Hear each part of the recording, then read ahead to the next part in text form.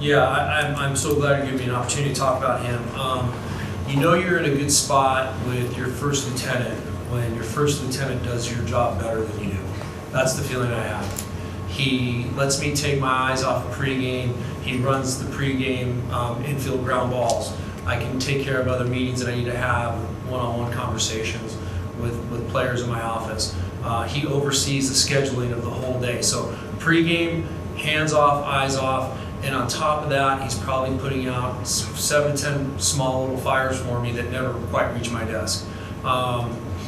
In-game decision making, I have a former manager sitting next to me that's walked every walk, and he can slow the game down and talk baseball with me, and I need that. And he can project, he can get 2 or 3 innings ahead of me.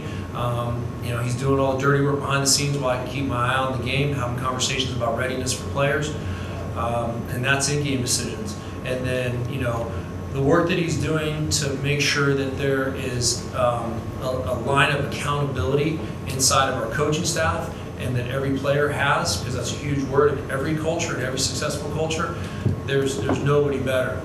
He fills in my gaps. Like I said, I tend to be a little bit boring.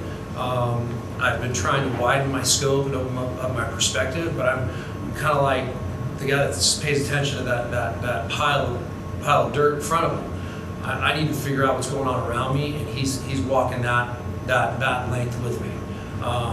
So I would be where I am today. He's been the best thing that's ever happened to me as a manager. I've had some really good bench coaches. Luis Arrieta, who's with the Marlins. I've had Jerry Nairn, unbelievable baseball knowledge, and Ron Gardenhire. And I don't mean to be disrespectful to them, but Jeff Banister deserves to be a manager one day, once again, but he's filled in every gap for me perfectly.